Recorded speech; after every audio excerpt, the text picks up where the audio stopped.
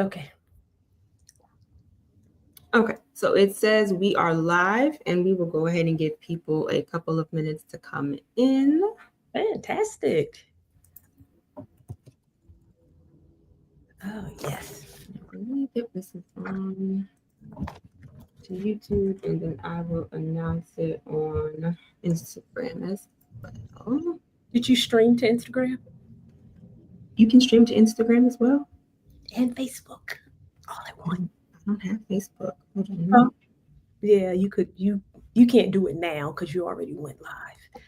But yeah, you can stream to Instagram, Facebook, and YouTube all at the same time. All at the same time. All right. We have two people. Hello, hello. Good afternoon. Thank you for joining. We're going to give everybody maybe about like a good 5-10 minutes. We do want to respect Karen's time, and then we'll go ahead and get started. But thank you so much for joining. And then also, if you want to start, you can go ahead and put your questions in the chat, and then we will get started in about 5 minutes, just to give a couple of people time. I know it's Sunday and people are busy, and it's also the holidays. I hope everybody is doing well. And I just put up my curl house tree. You did? Is that what's in the background? Yes, I was so excited. I love it. Yes. Hey, I know who that is. Hey, Miss Lana. Hello. I see you. The first one to join. That does not surprise me. Yeah, I see people that typically show up for my lives. So it is really awesome that we are doing this thing together. It is. I'm excited to talk about this. Let me know if you're in the community. Let me know if you see myself, Miss Karen, and then you see a hair shaft study. Let me know in the chat if you can see it. And if it's too small, I can see if I can make it bigger.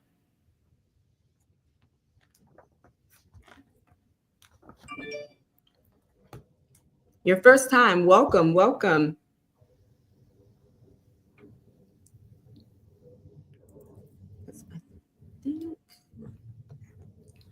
Okay, we'll give it about 2 more minutes and then we'll go ahead and get started. Hello, sending love and positivity. Thank you from France. Hello, hello. France, okay.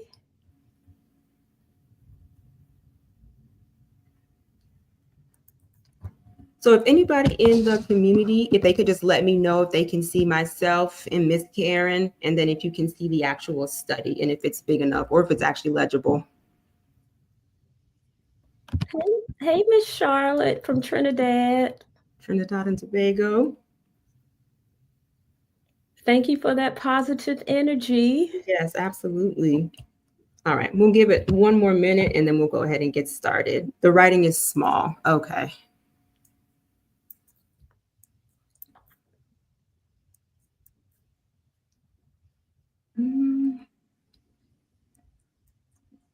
See you in the study is small. Okay. Yeah. We'll definitely talk about the study. We'll talk about the study, definitely. If I make this bigger, did that make it any bigger? No. No.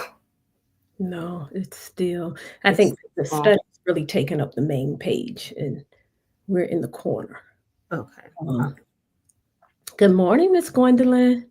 It didn't make it bigger. Okay, that's fine. We are going to go ahead and get started. We do want to respect our guest time. I just want to say thank you for everybody who showed up. So you guys know that whenever I give you tips, I try to make sure that I speak to y'all from a place of understanding. So I found a study in a couple of months ago. This concept pulled up or kept popping up on my screen, and it more so talked about natural hair. And it talked about air drying damages natural hair. Now, I don't know about y'all or Miss Karen, but I know for myself, my first thought was we've been air drying our hair since the beginning of time, especially as naturals. The study that I have up, then Miss Karen can talk about it, but even like in Cosmopolitan and Marie Claire, they were focused on straight hair. They were focused on, I guess you could say, I guess we're going to call it 1A hair, but it wasn't focused on textured, coily, kinky hair. So I just kind of wanted to have a conversation. So that's me, Miss Karen. If you could just introduce yourself and let us know what you do. All right. I am Karen Flowers. I'm the owner of Curl House. Curl House used to be a natural hair salon, but I closed the salon to really focus on a product line. So I have a Curl House product line that's really geared toward natural hair, curly hair, and hair loss. So I am a licensed cosmetologist. I'm also a specializing in natural hair. I'm also a licensed instructor to teach hair, and I'm also a certified trichologist. Certified trichologist, for those of you who do not know, as most people have no idea what a certified trichologist is, I also specialize in hair loss. So I understand the science of hair and scalp care. That is wonderful. And that is exactly why I wanted to talk to you. We all know that all hair is beautiful, but sometimes it takes a little more understanding for our hair. So I just kind of really quickly wanted to set a baseline and just go over the study. And Miss Karen, is she's going to help us out with this. But basically, there was a study that was done, and I apologize for it being small, but there was a study that was done that wanted to see whether or not this was true. So the background or the objective of this study was to assess changes in the ultrastructure, morphology, moisture content, and the color of hair after repeated shampooing and drying with a hairdryer at a range of temperatures. So is there anything that you want to say about that? Because I know we were talking a little bit earlier. Yeah, so just in terms of the nutshell version, the study was really trying to determine how heat or air drying affected the hair shaft. So is heat, meaning heat from a hand blow dryer in this study, heat from a hand blow dryer, did it affect the outer layer or the cuticle layer of the hair in general? But cuticle layer, just in terms of hair is made of protein. Your hair has 3 layers: the cuticle layer, the outer layer, the cortex layer, which I consider to be, it's like the strength of the hair, the inner layer. Like the majority of your hair strand is made of the cuticle layer, about 75%. And then some of us have a inner layer, which is the medulla. Typically people with blonde hair or fine hair may not have a medulla, but in terms of the objective, it's really trying to determine, does this heat or does air drying, which one is better for your hair as it relates to the outer layer of the hair. Okay. So with that being said, now we understand what it was for. There were 5 test groups. So the A test group, there was no treatment. The B test group, they were drying without using a hairdryer. The C test group, they were drying with a hairdryer for 60 seconds at a distance of 15 centimeters. The D group, they were drying with a hairdryer for 30 seconds at a distance of 10 centimeters. And then the E group, which is the last one, they were drying with their hairdryer for 15 seconds at a distance of 5 centimeters. So for me, I just want to make sure I understand. When it came to how much time, they wanted it to be further. Is that correct? Right. So with the 5 groups, the no treatment, the air drying, and then the subset of groups, which was 3 treatment groups, where it is you're using a hand blow dryer. The temperature and the distance changed. So it not typically, from the study, either you dry the hair closer. Closer, and it's in the study. You dry it closer, the distance change, and the temperature change across the 3 treatment groups that use the hair dryer. Okay. And then again, I don't want this to be too sciencey, but like I said, I just want to do a baseline. So now that we have our objective and then we had the methods, basically the conclusion or what was done to the hair. So basically what was done to the hair. After the hair was washed, each hair sample was tapped gently with a towel to remove water drops. The roots were fixed to the plate and the airflow was set on the hairdryer. And that's what you were talking about with the 3 subset groups. Okay. Each treatment was performed once a day. Repeated treatments were done after 24 hours.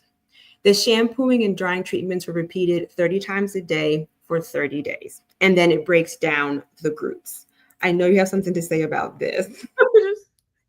Yeah. When you get to the conclusion. Okay. So I'm going to talk about that. You're going to talk about it. Okay. So that's basically what was done to the hair. And then it just kind of goes over all of the measurements that were going to be done to the hair, which are really scientific. But I wanted to talk about the conclusion because I did find something interesting. And then I wanted to talk about the results. So let's go down to, because it also talked about moisture content, which we typically know what that is. But in the conclusion, let me go down to it.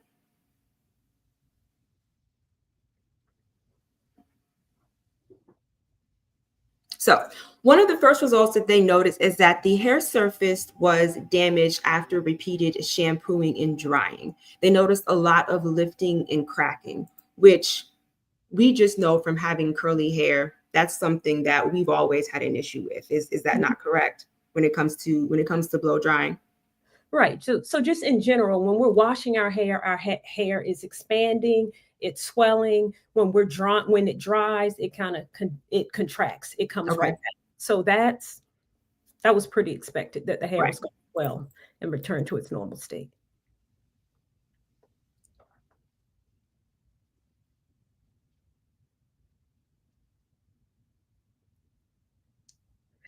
See your eyes going. You're reading. My eyes are going because I'm trying to read because like I said, I don't want it to be too scientific because I want to get to us. But what I did find interesting was that the CMC, which is the cell membrane complex, and that is located in the cuticle layer. Yes. And that is the most outer. So basically what it said was, and we already know about the blow drying. So basically what it said was, and what I got from it is that the CMC layer, which we know is a part of the cuticle, like you said, when it came to air drying, prolonged periods of time or the hair continuously being wet, it would swell. And just based off of my reading or just my basic knowledge, the CMC layer is the layer that helps to keep the hair together. Is that correct? Yes. So just in terms of, I talked to you about the 3 layers of hair, the cuticle, cortex, and medulla. Now, the cuticle is not just 1 layer. It's actually 5 layers. So a part of the 5 layers of the cuticle, the epicuticle, the A level, the endocuticle, I won't get to all of that stuff, but it's 5 layers. The CMC, which is the cell membrane complex, would be like the lipid layer that it's like the glue that keeps the cuticle layer together. So it marries the cuticle layers, because remember, the cuticle layers is more than 1 layer. So it marries them together, keeps them together, and reinforces and attaches itself to the cortex.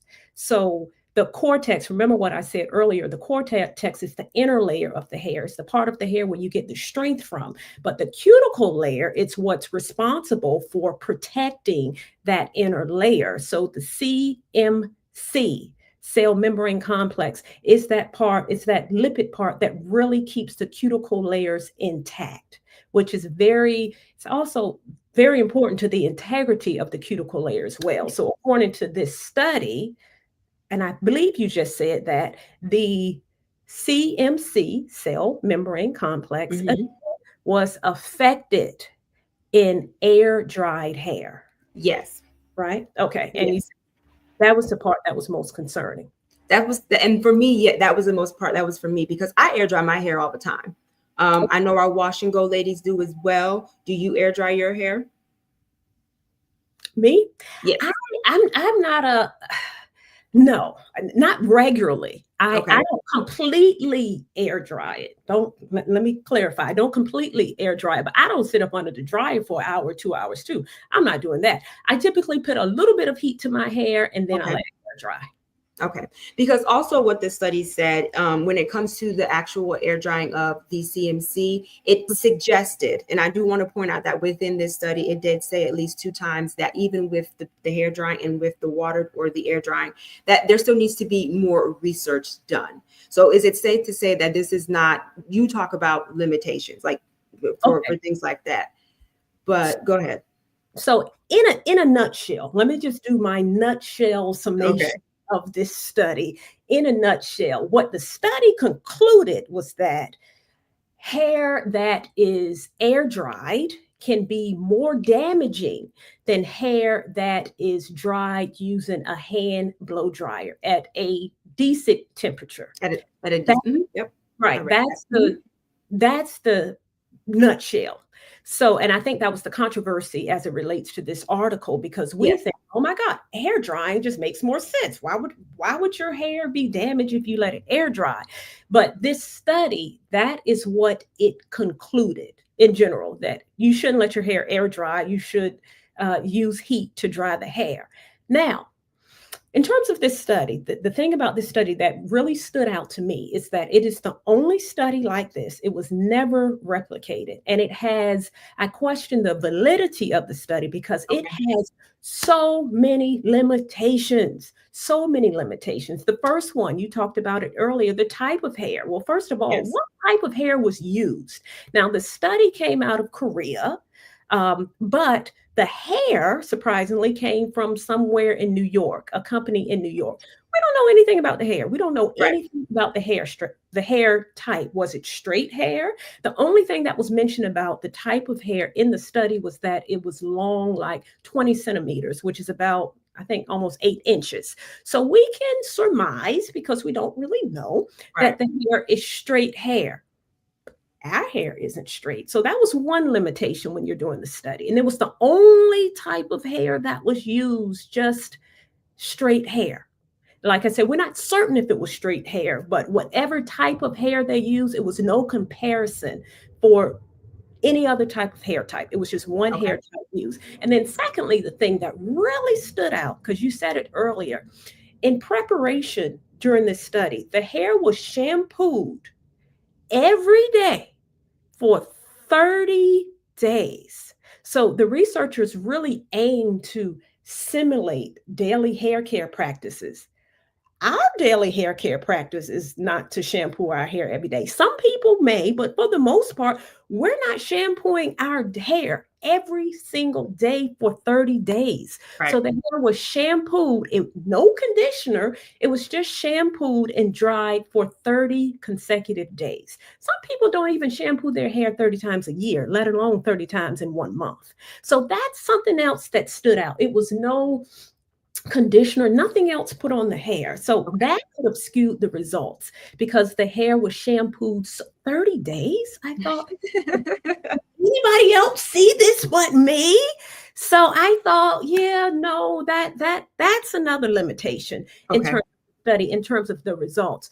And also the study pointed out that as it relates to the results of the study, there's so much emphasis put on that part that the CMC, Yes, it's a lot of emphasis. it's a lot of emphasis put It on is. that. So people will conclude, oh, air drying is better because the CMC is affected, or the cell membrane complex is affected as a result of air drying. But no one talks about the other part of the study that also indicated that people who blow dry their hair, the blow drying affects the outer layer, the cuticle layer of the hair. So Yes. that wasn't the case in hair that was air dried. The cuticle layer was not cracked or damaged or lifted in hair that was air dried, but it Right. was cracked, damaged, and lifted in hair that was blow dried. So Yes. the very same study concluded that as well. So you can't minimize that. So just in terms of the CMC being compromised, I believe that is the case. So Okay. the validity of the study is questionable. So you can't really conclusively prove that this outcome of air drying would be generalized for everyone. I don't believe that. I don't think that. But it is some things that you can take away. And I see some of the comments, somebody mentioned something about high growth fatigue. Yes.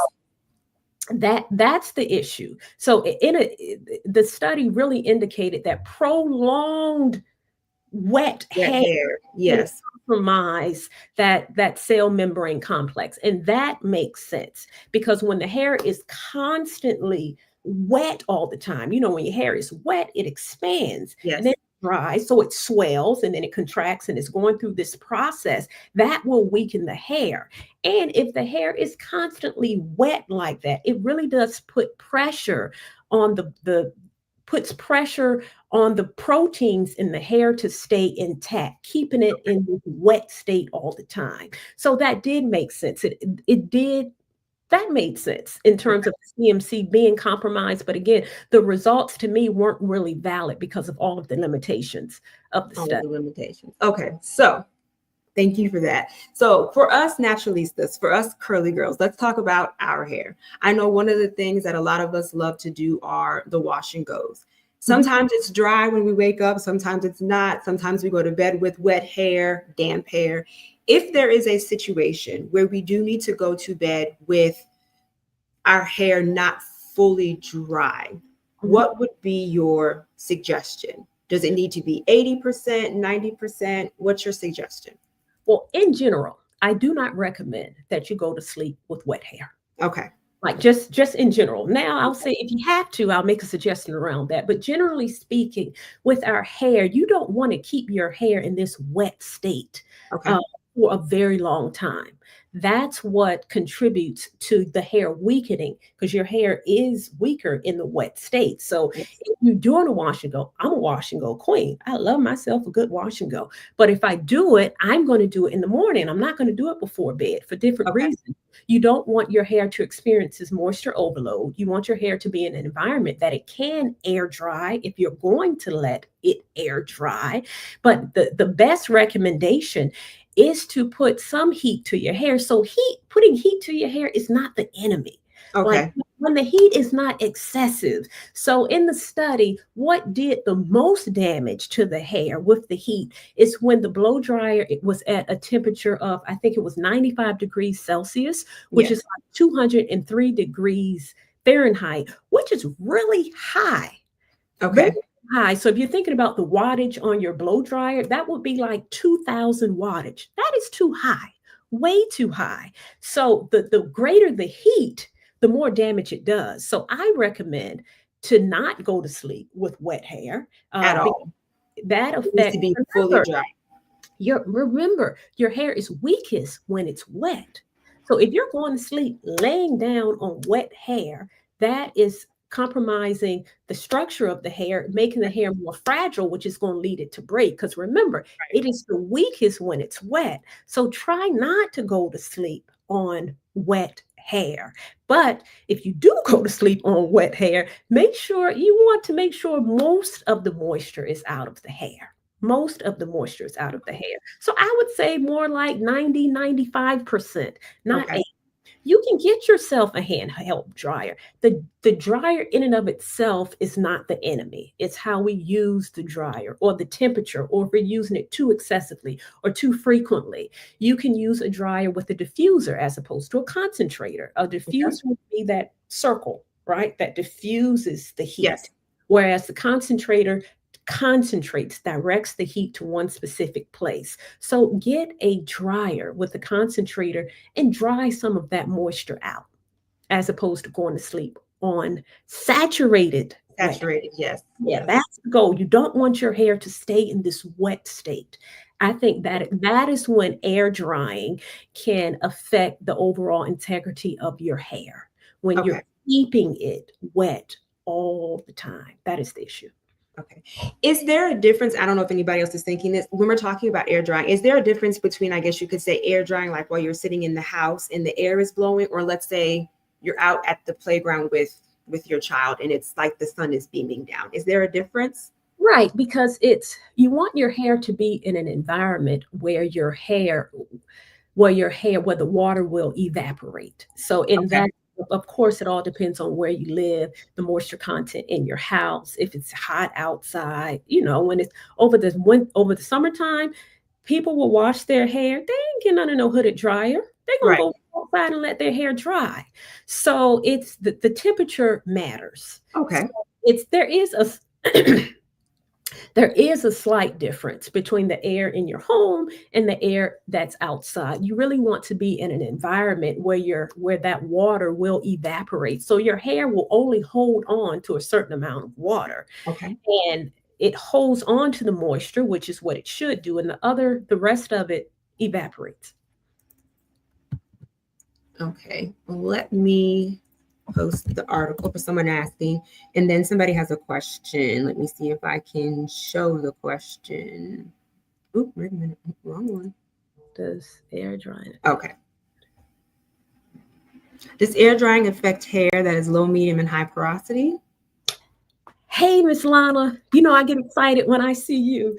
So, in terms of air drying, I think that's a fabulous question because when people ask me, should I air dry or should I use a hand dryer? What's best? What is best? I ask the question, what is going to be best for you? And your hair porosity actually makes a difference. So, my hair porosity is, in general, it's your hair's ability to obtain and absorb and retain moisture. So high porosity hair, such as all this gray stuff you see up here, this hair dries like this, okay? It really dries out really quickly. It doesn't hold on to moisture or water as long, whereas medium or low porosity hair holds on to moisture longer. So if you are someone who's considering air drying, that is the first question I would tell you to ask yourself. What is your porosity? So if your porosity is high porosity, your hair may dry faster anyway. So you may not necessarily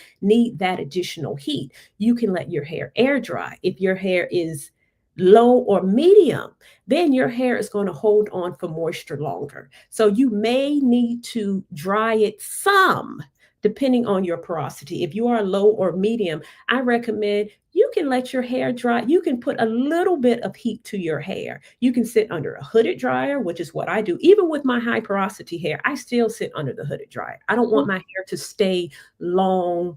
It doesn't take my hair all day to dry the way it used to, but I don't want it to stay wet for hours. I'll sit under the hooded dryer about 15 or 20 minutes, again, because my hair dries relatively quickly because it's high porosity. And then I'll let it air dry. So yes, air drying does affect whether or not, porosity does affect whether or not you should allow your hair to air dry or not. And also, if we're just thinking about styling products in general, depending on, this is, for example, if you are rocking a wash and go, many times your styling products have ingredients in them that activate with a certain type of heat.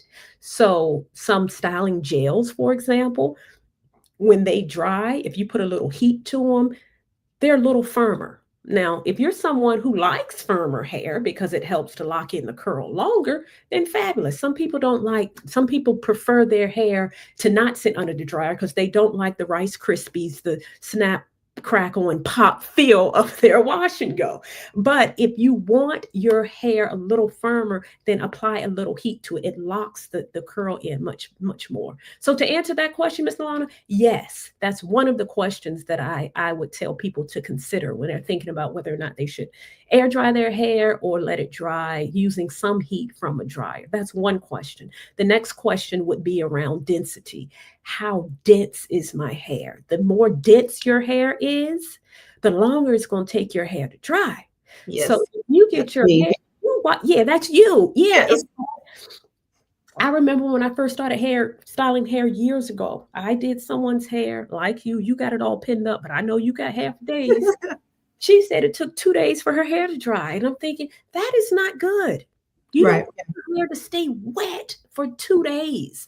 So if you are someone that has super dense hair, then maybe, and it takes a long time, again, that prolonged time for your wetness, then maybe you need to help it out a little bit and get a handheld dryer, a sit under dryer, and dry some of the moisture out. Okay. So like you said, because there are limitations with that study, and I did put the link in the chat for the person who asked. Basically, what I'm getting is that it's not the air drying itself. It's the prolong. It's having your hair wet for a long period of time. Continuously and consecutively. So it's not the actual air drying.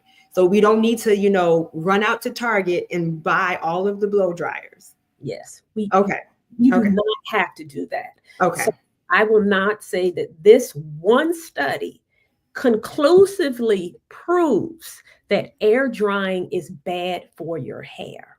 Okay. It is just one study that just had so many limitations. But we do know that keeping your hair wet for a prolonged period of time, that can damage your hair. Okay. So that is what you have to be mindful of. That's what you have to be mindful of. Yes. Don't run out and get dryers. Some people or air drying. You have to really know what's best for you. Me as a hairstylist, my recommendation in terms of what I did in the hair salon, nobody ever went outside with wet hair. Now, you didn't Okay. have to sit under the dryer for 2, 3 hours till your hair completely dried, but you're going to sit under the dryer for 15 minutes, for 20 minutes to get some of that moisture out so that your hair does not stay wet all day. Okay. And I see we have a couple of questions in the chat, and I'm going to get to those. I do have a question because it's warm outside. So we all know that it's silk press season.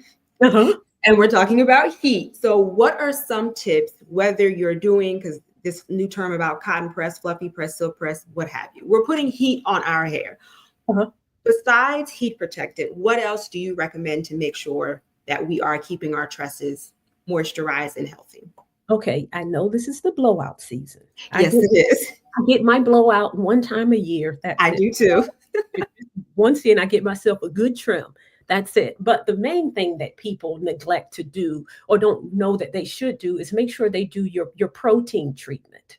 Do a protein treatment before your blowout. Okay. And after your blowout. So let's Okay. think about that cuticle layer, that outer layer of hair that I talked about earlier. The outer layer, the cuticle layer, is what protects the inside, the cortex layer.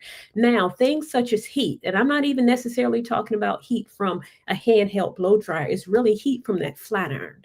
The heat Okay. from the flat iron and or the blow dryer, again, depending on the temperature of the dryer, can affect that outer layer of hair. And it can break down the protein structure of the hair. So applying a protein treatment before your blowout reinforces that cuticle layer to minimize the onslaught and the damage that a flat iron or a high level handheld blow dryer can do to your hair. Now, in the study talked about the distance. Yes. The distance of the handheld blow dryer was, I think, 5 centimeters. It was 15 centimeters. You know, I typically think in inches. I know 15 inches is about 6 inches from the hair. yes. I think about maybe using a diffuser when I think Okay. about, or a hooded dryer keeps the heat not directly on the hair. But when you're blow drying your hair, you have that blow dryer, particularly if you're using one with a comb directly on Yes. your hair when you're Yes. blowing out your hair, which, and that heat going directly on your hair is what compromises the integrity of the cuticle. So if you're doing a protein treatment before and after during the season, that is what the main thing that I can offer that will strengthen the hair and keep the hair strong before the blowout and after the blowout. And this is, of course, if your hair is healthy going into the blowout. Yes. If your hair is not healthy going into the blowout, don't get a blowout. Oh, don't tell them that. Don't Yeah. tell them that. But focus on the health of the hair. Y'all don't be mad at me. Y'all know I keep it real. You Don't want tell them that. adding that additional heat because the study did show It did. already knew that heat can damage the hair. Yes. So if your hair is not already healthy going into a blowout, particularly when you're putting that flat iron, whether or not it's a silk press, whether or not it's a, what you call it, a fluffy press. So the new term is cotton press. Okay, cotton press. What? Oh, that's right. We got a cotton press. Okay, yeah. Okay, just all right. I'm gonna talk to my hairstylist friends about that. Are y'all doing the cotton press? Yeah, just ask them. Apparently, it's a new term, but you know, okay. The cotton press. Okay, cotton press. It is heat going directly to your hair, and that's what you have to be mindful of. That heat going directly to your hair can really affect the integrity of the protein structure of your hair, which is why it is key that you do those protein treatments. And even after the protein treatment, those deep conditioning, those moisturizing treatments as well. I think I saw a question. Someone said something about a steam treatment. It kind of popped up. Let's go. I think I saw that as well. Steam treatment. Here we go. Yeah. Are steamers okay to use since they do keep your hair moist for longer? Yeah, steam treatments are okay to use because steam treatments, particularly if you have low porosity hair, the steam actually opens up that cuticle and infuses moist heat directly into your hair, whereas a hooded dryer or hand dryer is dry heat. So between the two, moist heat and dry heat, the steam or the heat from a steamer, again, is that moist heat. And it is okay to use because it is infusing moisture directly into your hair, but it's not keeping the hair, it's not like keeping your hair wet for hours on end. Usually, most steamers, you do 15 to 18 minutes. Most of them turn off anywhere between 15 and 20 minutes, which is a good time, a good amount of time for your hair to really get that moist heat. So incorporate your steam treatments as well during this season, particularly if you have lower porosity hair. I steam occasionally. Typically, I may do a steam prior to cleansing my hair because with high porosity hair, my hair has no issues uptaking moisture. It releases it just as quickly, but low porosity hair, it's good to steam. Or if you don't have a steamer, you can go old school and use a hooded dryer with a plastic cap. Even that produces steam. Like if you've ever taken off your plastic cap when your hair is wet, you might see some steam come out, but it's still not the direct moist heat that comes directly from a steamer. So those are okay to use too. Okay, we have a couple more questions. I do want to ask one more question. Is there a layer of hair that once you damage it via washing, being heavy-handed with the heat, the silk presses and the cotton press, is there a layer or particular layer of the hair that once you damage it, there is no coming back? Yeah, we are back to that good old-fashioned, that cuticle layer, what we've been talking about. Right, because the cuticle layer, compared to the cortex layer, it is a very thin layer compared to the cortex layer. But the protecting that cuticle layer is key to the health of your hair. The outer layer, protecting it is key. And once it's damaged, there are different levels of damage. When it gets to the point where it's no coming back, usually that's when you need to cut it. When it's coming back. But once it is damaged, you can treat it, but you can't necessarily repair it. It's kind of a Band-Aid. Yeah, that's good.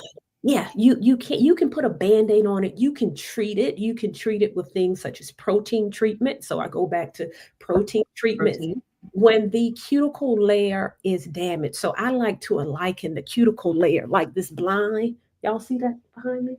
So it's kind of like scales, or it's blinds that kind of sit on top of each other. But when it is damaged, it's cracks in it, it's holes in it.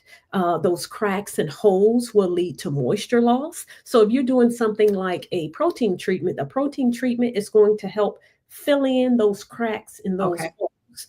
But depending on the extent of the damage, like a lot of people who do a lot of flat ironing and blow drying, now that can be real excessive heat damage. When your beautiful curls turn straight.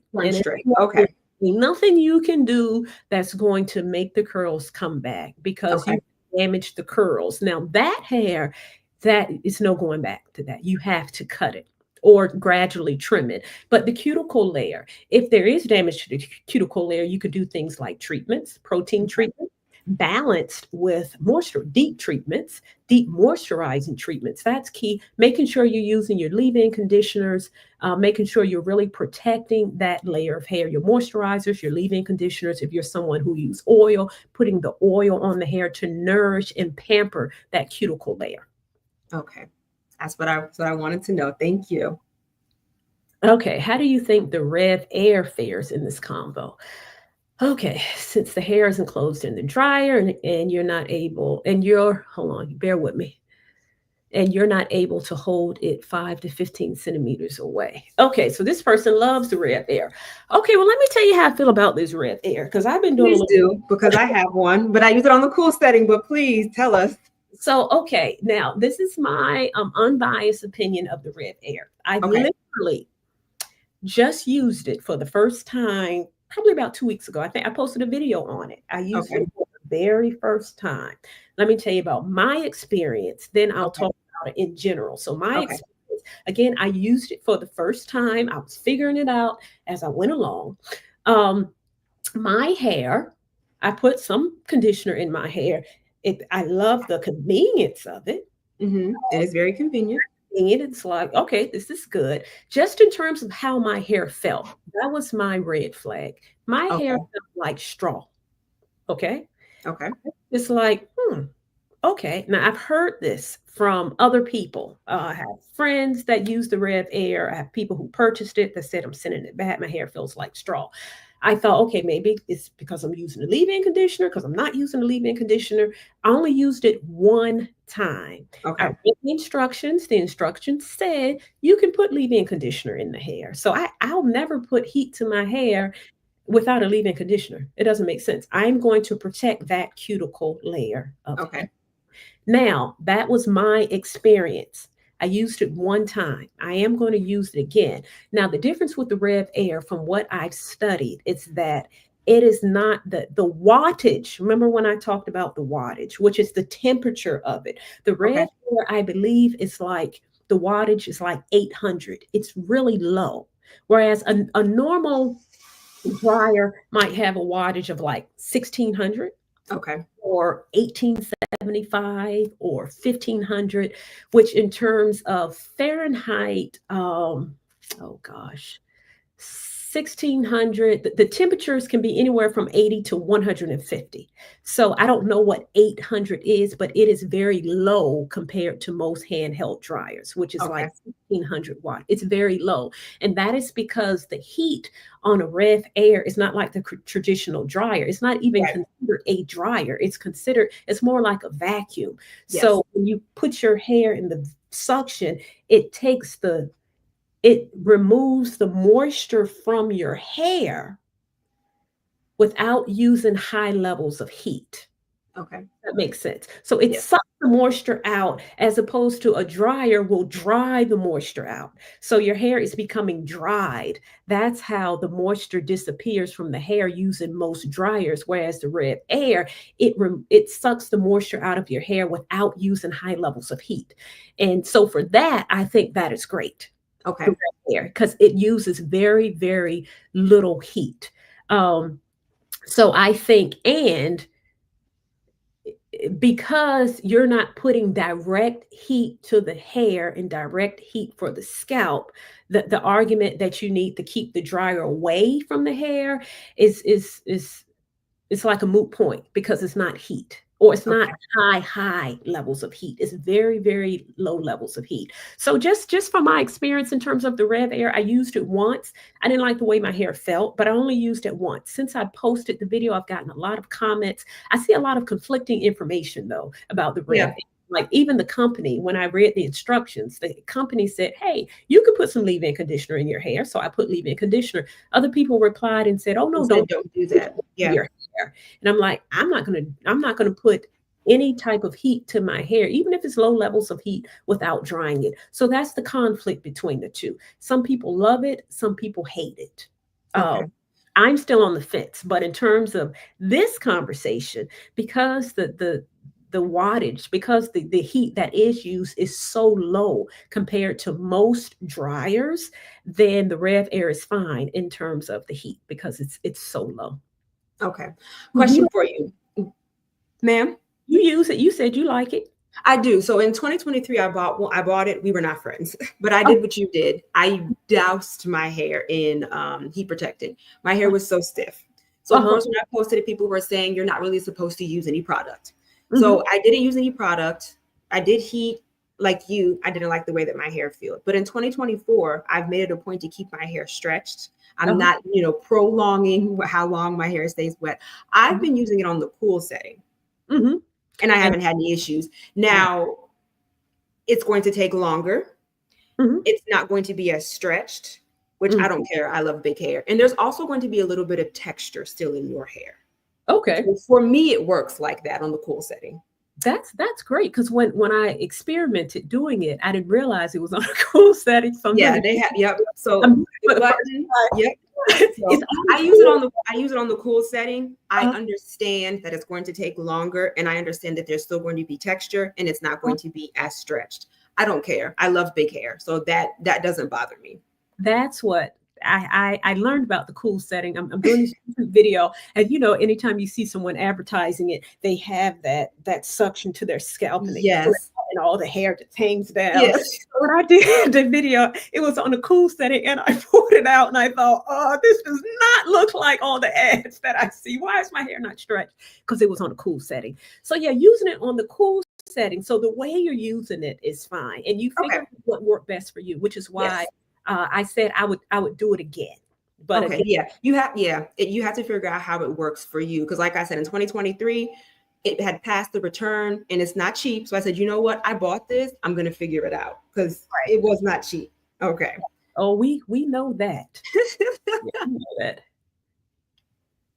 Since water can damage the hair, would you require less frequent shampooing?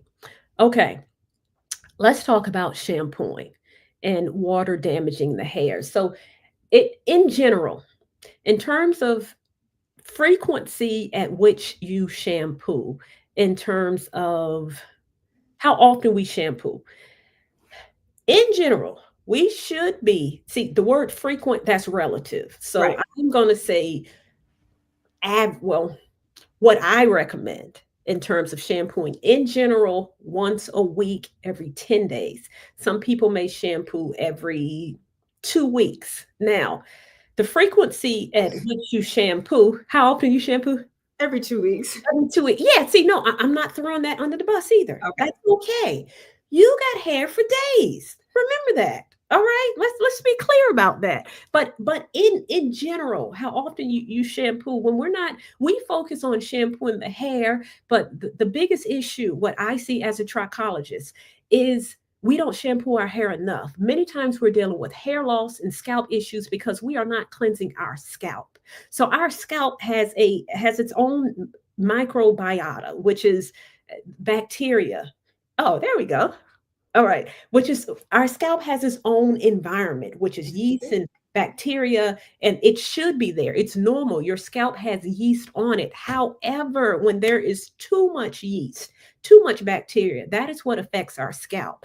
And as a result, that is why we're dealing with hair issues and scalp issues. So that is why I encourage that we shampoo our hair or cleanse our scalp. Cleansing our scalp does not necessarily mean shampooing our hair.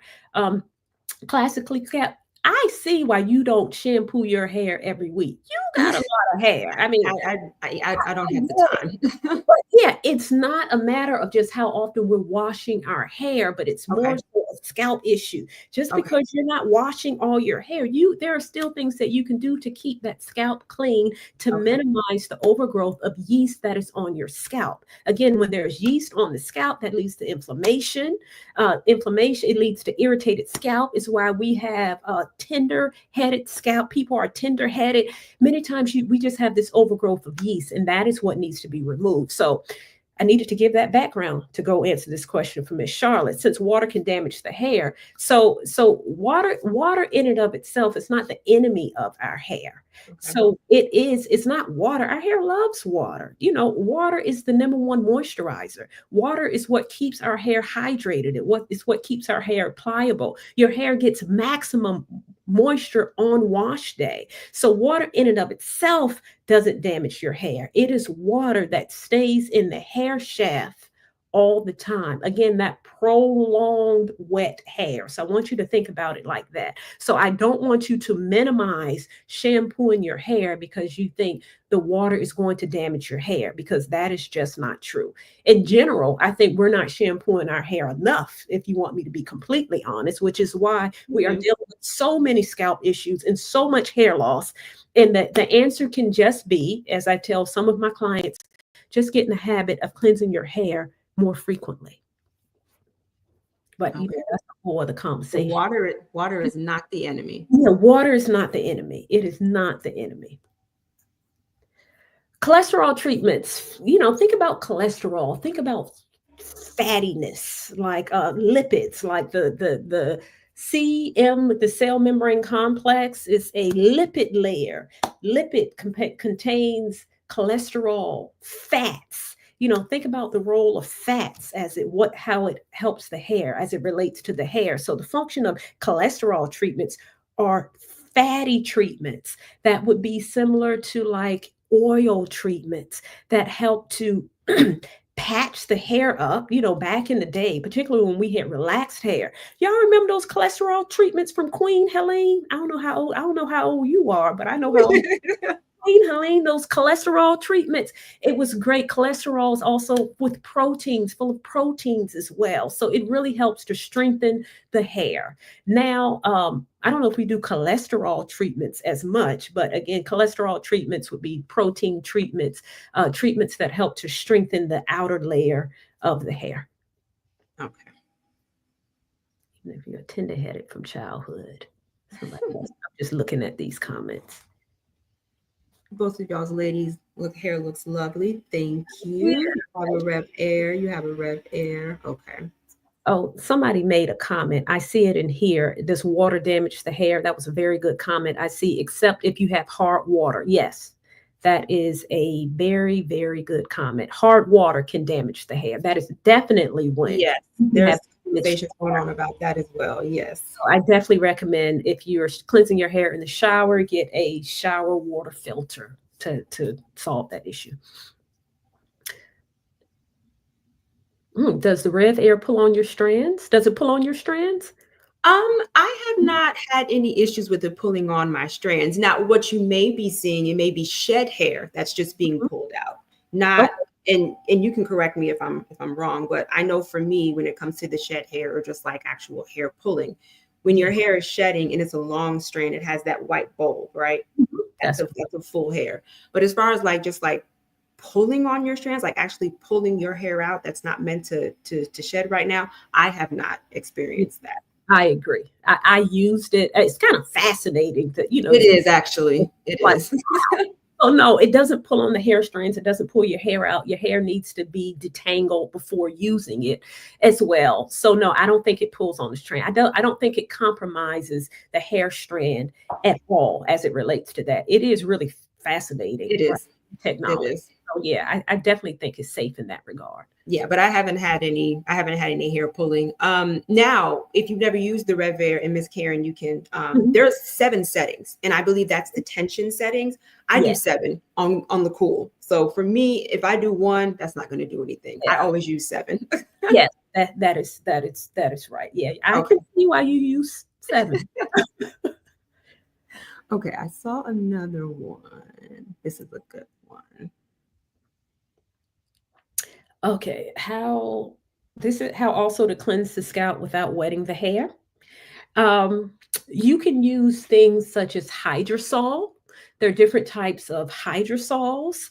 Lavender hydrosol, lemongrass hydrosol. Hydrosols they're different from like rose water or lavender water. They're the byproduct of the distillation process from essential oils. So you can go online and look up hydrosols. Some hydrosols, particularly lavender hydrosol, has an astringent or has astringent properties, which cleanse the scalp. So you can take a hydrosol, you can put it you can spray it directly to your scalp.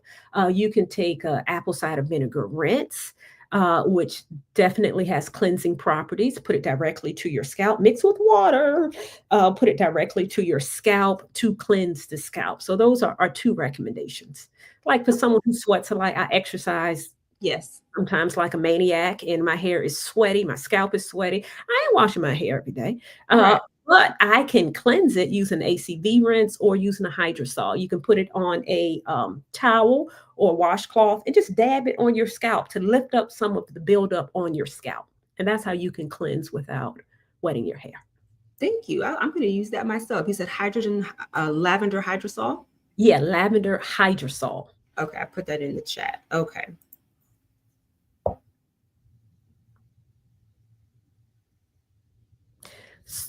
So if you have 0 scalp issues, do you need to shampoo as often? The question is often. Like, so I recommend, and Miss Charlotte, I don't know if your question is, should you cleanse once a week or every 2 weeks? It's not that. You have 0 scalp issues now. So this is just in general. Just because you don't have any scalp issues, we want to think about prevention. right? So at some point, your body changes, your scalp changes, your sebum production changes, particularly if you are in my age bracket and you're over 40 or you're in your 50s and your body is going through all these hormonal changes. So those are things you need to consider. So just because you have no scalp issues, you should still be shampooing your scalp regularly. Again, my regularly is once a week, every 7 days, every 10 days, or if you're someone who you want to stretch it out to 2 weeks, fine. Doing like styles such as protective styles and braids and wigs where you don't cleanse your hair but once a month, that should be the exception, not the rule. And even if you are in styles like that where you're not cleansing your hair, you should still be taking care of your scalp. So just because you have zero scalp issues, Miss Charlotte, don't allow that to be your determining factor as to how often you should be cleansing your scalp, because many times you don't have any scalp issues until you have scalp issues. So create a habit of cleansing your scalp, like whatever your cycle is in terms of your natural hair routine. Create a habit. Like I said, there is yeast on the scalp, and it's a study that shows this. I don't have it because somebody asked about the study. Maybe I'll have you on my channel. We'll talk about it even more. But Do that. there's studies that actually show with the yeast on the scalp after 72 hours. The yeast on the scalp, yeast loves oils. It loves oils from from sebum. It will start to metabolize. Yeast will on the scalp, which means it grows. So if you're not washing that off your scalp, at some point it can lead to scalp issues. So anyway, just get in the habit of cleansing your hair frequently or regularly, whatever that is for you. Okay. And like you said, washing your hair is going to be relative to you and your lifestyle. Yes, yes, Okay. yeah. But like in general, I think because like I said, I'm a trichologist, and this is my thing. I really focus on hair loss. I work with hundreds of women with hair loss and scalp issues. And even in practicing, when I would see people one on one, even Mhm. that women wouldn't wash their hair. Like they have all their hair is falling out, they have scalp issues. How often do you wash your hair? Oh, once a month, every 2 weeks. No, you need to wash your hair more, not less. Since we're talking about hair washing, and then we'll get to Miss Robertson, I Okay. don't know what your algorithm looks like, but there are videos beginning to pop up on my screen. I understand why women are doing it because of the astronomical prices of weaves and wigs and braids. But Uh-huh. there are women popping up on my feed who are leaving wigs on their head or leaving their hair extensions in for 6 to 9 months. Ugh. Mm, mm, mm. Thoughts? Yeah, I'm not, I'm not against wigs and weaves. I will Right. stick the wig on with the quickness. I'm not a weave, a sew-in type person. Tried it, Okay. kept it in for about 2 days. Scalp itch too much. I can't do it. But leaving, okay, when your hair is in a protective style, we do these protective styles to protect our hair. Like our hair, our curly hair is dry hair, is highly prone to breakage. I get it. When Yes. you leave it alone, you get a little bit of length, but our hair needs moisture. So in terms of putting a weave in, you can go if you have a sew-in and if you are going to your hairstylist, or even if you're doing it yourself, you're still getting your scalp clean. You're Okay. still washing your hair. That's one thing. That's okay. But what happens with these sew-ins, or even a wig, you can take a wig. I always recommend, if you're wearing a wig, take it off when you Okay. get, because it's so much hair loss. Like wigs just put tension on the hairline that can lead to traction alopecia. But as it relates to sew-ins, if you're washing your hair, that's better. You have your Okay. sew-in in and you're washing your hair, that's good. Washing it and drying it, because you don't want that We're break. talking about that. Yep. Yeah, that's better. But over time, just in general, whenever you are attaching hair to your head that does not come out of your scalp, whether or not it is extensions from braids, whether or not it's a wig, whether or not it's a sew-in, that weave is creating weight on the hair follicle. Weight on the hair follicle. And that is what will lead to traction alopecia. Okay. weight on the hair follicle. So I'm not a big fan of keeping in sew-ins for 6 months. And because you can do, like I said, if you're washing it, that's better. But let's keep it real. People get these sew-ins because in part they think they're attractive, and then also in part because they're convenient. You don't gotta do nothing Yes. to your hair. And Yes. then we get caught up with these convenient styles, and then we start to neglect the health of our natural hair. And that is the drawback of some protective styles. Even here in the natural hair community, we like to throw that word around. Oh, let me do my protective style. But what is it protecting if when you take it out, you have hair loss or your Yes. hair is so dry that half of it breaks off or you have to start over? So that's what I would be mindful of. Okay. Oh, now we have a question about the Dyson. What are your thoughts on the Dyson? That's very popular as well. Yeah, the Do you Dyson. have one? No, I don't. The Dyson really got popular when I stopped doing hair. How about that? Okay. But but I have friends, colleagues who are hairstylists, and they use the Dyson. Okay. The technology, the hair dries quicker. What I talk about, Yes. the wattage is relatively low. It's like I Okay. think 1600. Okay. 1600. I'm actually going to do a whole video on dryers, and the Dyson is going to be one. A Okay. video on what to just what dryers are best between the RevAir, the Dyson, and then just a dryer that might cost you about $40. Is there a difference? When I did Is there a difference? yeah, like, do you have to get the RevAir? I think with the RevAir, people with hair like you, when you have a lot of hair, it makes sense. For me, Okay. I probably wouldn't do it. I don't consider myself as someone with really dense hair. And Okay. there are other ways that you can dry your hair safely if you don't want to put a lot of heat to your hair. So if you are someone who has a handheld blow dryer, you can wash your hair, put your hair in big chunky twists, let your hair air dry for about 30 minutes to an hour, then put the hand blow dryer to it. That Okay. way you're not drying hair that's saturated wet. Okay. So something even as simple as maybe like Bantu knots, banding, or what's the African threading, something like that to help stretch it. Right. Well, no, that's something completely different. But Okay. that's an option too, as Okay. a way of stretching the hair. I was thinking about just in terms of drying the hair so that To you're make not sure that it gets dry. right. You're not putting so much direct heat from the dryer. You can let your hair air dry a little bit. Or you can sit under a cooler setting under a hooded dryer if you have a hooded dryer. Of course, I have a hooded dryer in my house, like an old school hooded dryer, like something that you will see up in hair In the salon. Yes, I have one of those in my house. And you can sit under that for about 10 or 15 minutes to get some of that moisture out. Then if you Okay. want to stretch it, then you can use the handheld blow dryer. But the Dyson it's the Dyson costs maybe $350. It's about as much as the Rev Air. Right. And it does dry your hair much quicker and the Okay. heat is not nearly as high. So it's a go-to if you want to spend $350. Okay. But again, the heat protectant and the protein treatment before and after. Yes. Yes, regardless. That's the only thing about the RevAir that gave me pause. It's even though the instructions say, hey, you can put a little bit of leave-in conditioner. When I put the leave-in conditioner, my Right. hair didn't feel right. Yes. But you should always, I definitely recommend some type of heat protector and a leave-in conditioner to your hair. Okay. All right. We have been on here for an hour, so I do want to respect your time. We're going to take 2 more questions. I can do a few more. Okay. All right. Because I know we appreciate you so much.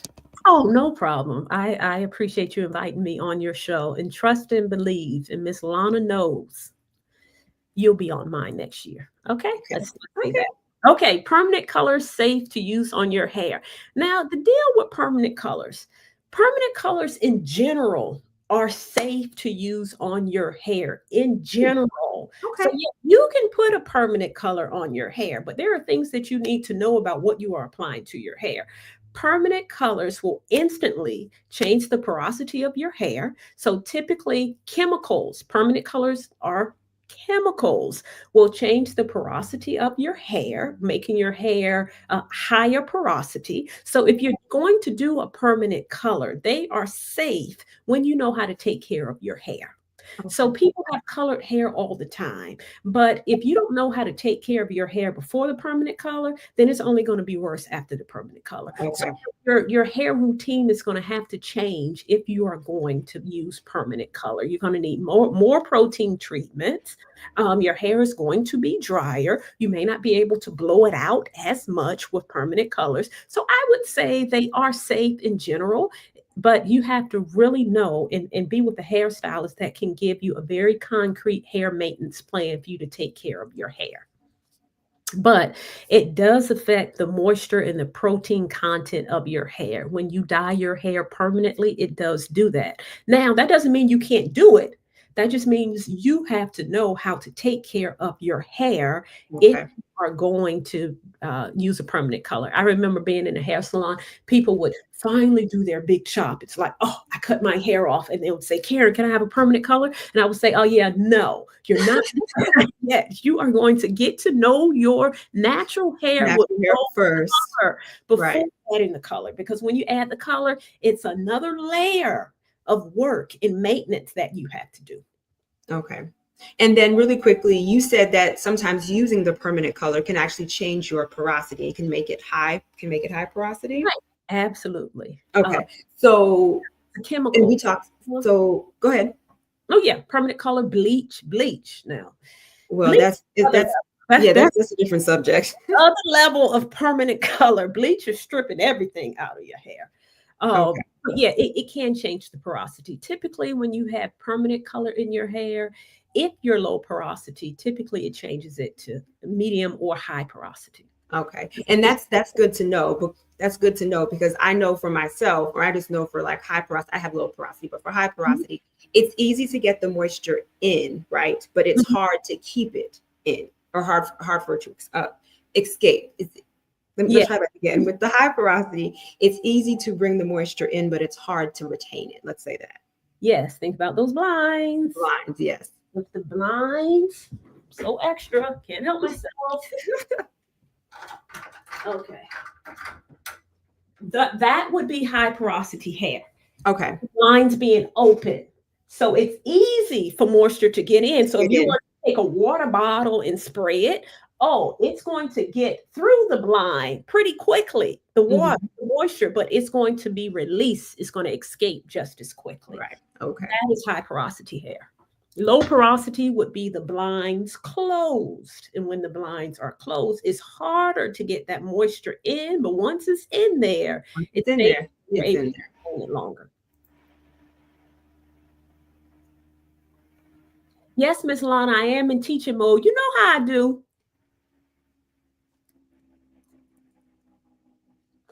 This is me in my element. I absolutely love this stuff. I love listening.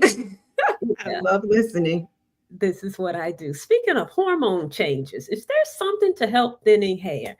I tell you low key. Now, Uh-oh. that one is a loaded question. So, what I would say in terms of thinning hair, like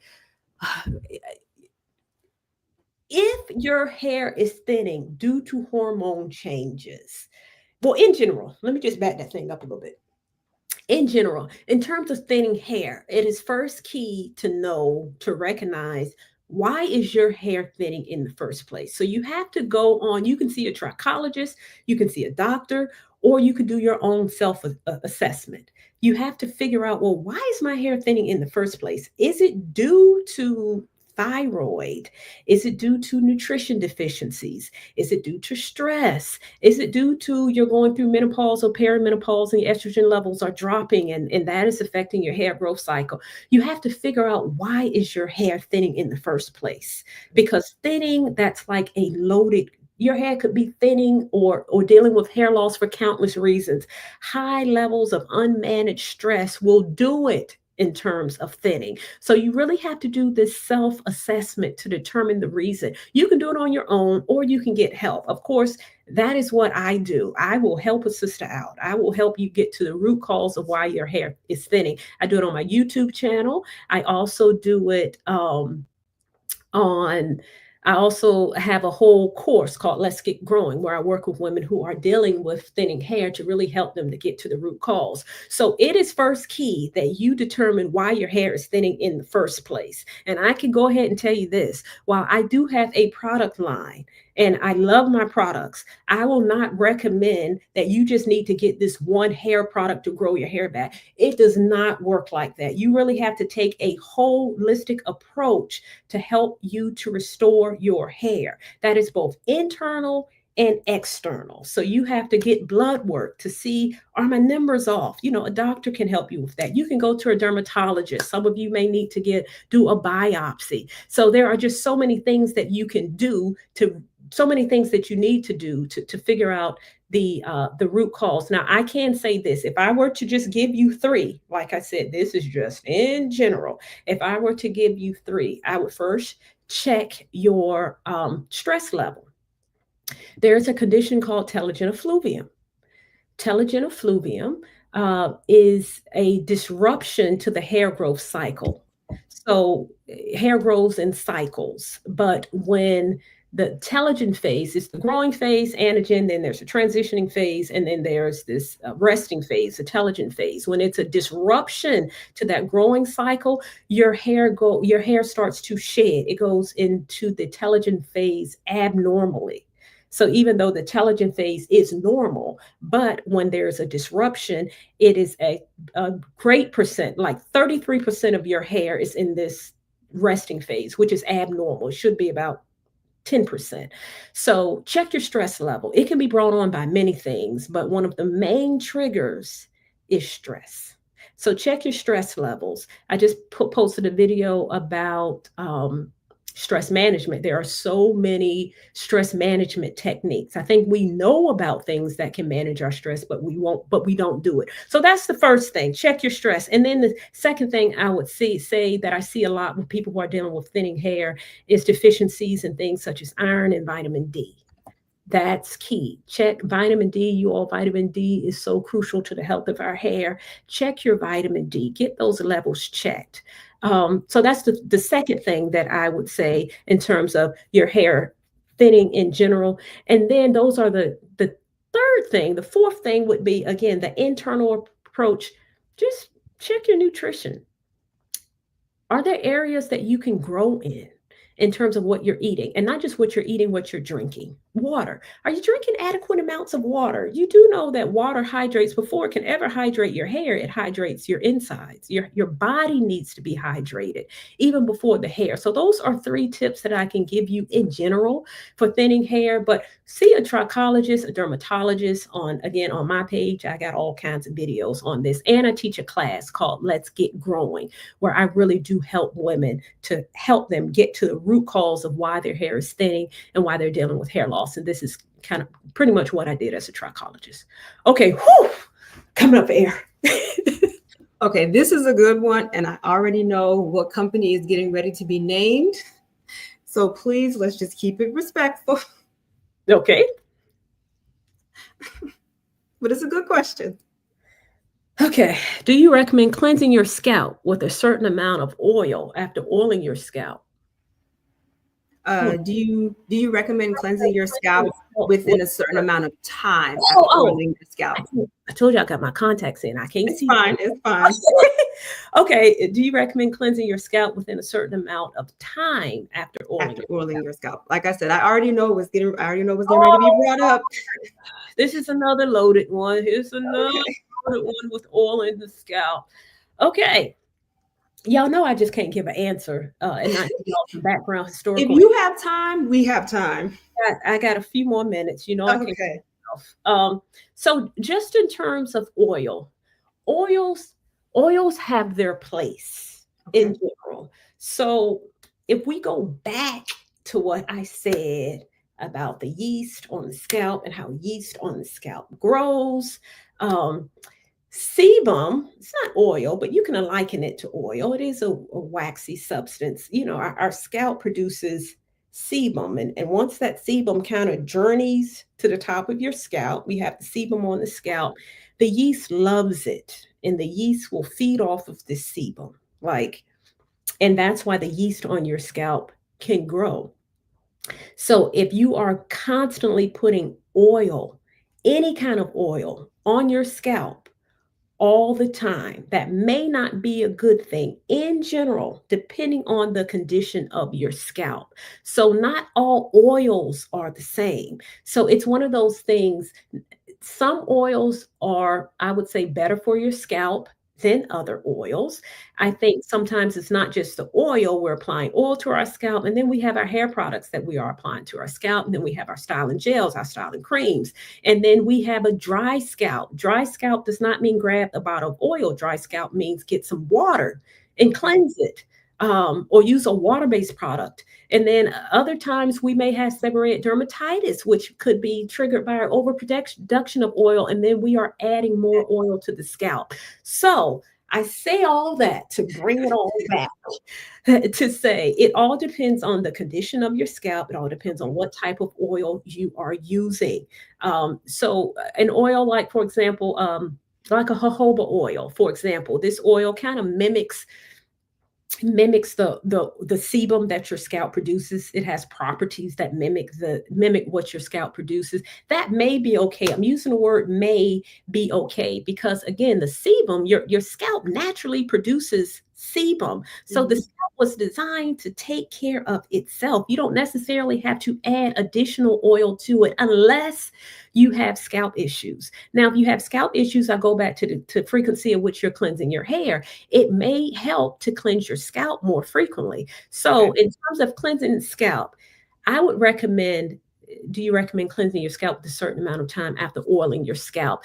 It all depends on how often you are cleansing your hair. If you are someone who's in a habit of cleansing your scalp more frequently, then you may not, you can apply oil and then just let it go because you're going to cleanse your scalp anyway. But if you are someone who does not ever cleanse, who's not in a habit of cleansing their hair and scalp frequently, and they keep applying oil over top of oil on top of oil, then yes, I would rinse it off. But again, it all depends on the type of oil. All right, we got through that without naming any names. Okay. Yeah, I didn't. I'm trying to keep it. And see, the thing is, on these what I call these YouTube streets, we have, when we're on YouTube, we want to make generalized recommendations. Yes. Everyone's hair and everyone's scalp and everyone's hair routine is different, which is why it is going to be key for you to determine what works best for your hair and your scalp. So we can give out generalized recommendations. Yes. Some people apply oil to their scalp. It can be very soothing to their scalp because they may have a certain scalp issue. Other people apply oil. It makes their scalp itchy. Their scalp is on fire. So, which is why I take the more generalized approach when I'm talking, in general settings, because what works for one doesn't work for the other. But what I will say, too much oil on the scalp, when you're constantly applying oil on the scalp, particularly if you're dealing with a dehydrated scalp, and I think most of us are, because most of us aren't cleansing our, we're not washing our hair enough or cleansing our scalp enough, or even cleansing the scalp, moisturizing our scalp enough, then we are applying oil over an already dehydrated scalp. Okay. And we're going to end it with that. Okay. We're going to end it with that. Well, no, I can probably take one more question. Take one more. Okay. Let me see if I can. Okay. Let's do this one. Okay. What is the most common hair scalp problem you see that can be prevented, and how? And how? Dandruff. Oh, okay. That makes sense. Yeah, dandruff. Dandruff, you got different levels of dandruff. So you have dandruff, and then you have seborrheic dermatitis, which is like a more extreme form of dandruff, but just dry, flaky scalp. And the one how it can be prevented, cleanse your scalp more. Cleanse your scalp. Yeah, and we don't, when I did style hair, I had clients that they would come once a month. They would get their fabulous 2-strand twists. And some type of braided style, twisted style, and they would keep it like that for a month. And I would take it down, and all you saw was like flakes everywhere. Yes. And they would say, Karen, oh my gosh, my hair is so itchy. My hair is so dry. And I would say, okay, girl, I know you only come once a month, but if you cleanse your scalp more, then maybe you wouldn't deal with all these flakes and all this itching. Maybe you can't keep your hair like this for a month. And maybe Right. you need to go. I know it's more convenient, but Yes. maybe you need to do every 2 weeks, for example. So I just think cleansing the scalp more. Cleansing the scalp. It goes right on back to what I was saying about the yeast and the buildup on the scalp. Proper hair cannot emerge through a clogged follicle. So if you're dealing with Makes sense. hair loss or hair issues or scalp issues, and you have all this, you have dead skin anyway on your scalp, and you have product buildup on your scalp, and you have sweat on your scalp, your hair is not going to properly emerge through through hair follicles that are clogged Okay. and clogged from oils and clogged from grease and clogged from just a whole bunch of products that you layered on but never took it off. Okay. So you need to take it off. You have to take it off. Okay. So thank you so much for doing this. I think what I took away, because we're all, as naturalistas, we're all aware of heat. But I Mhm. think what I took away, and like you said in the study, even with the limitations, I think what I took away is we don't have to run out to Target and buy a dryer. We can still air dry. We're talking about prolonged wet hair is the key. Yes. Okay. Yes. You can still let your hair air dry. So Okay. even That's good to know.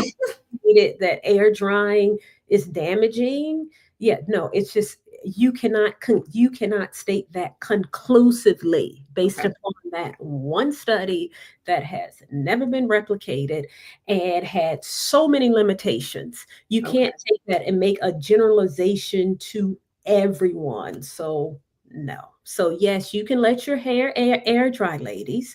You can absolutely let your hair air dry, but just be mindful of your hair. If your hair is taking forever to dry, that's not a good thing either. Get a dryer with a diffuser. Get some of that moisture out. Don't let your hair stay wet for a long period of time because even that can lead to damage.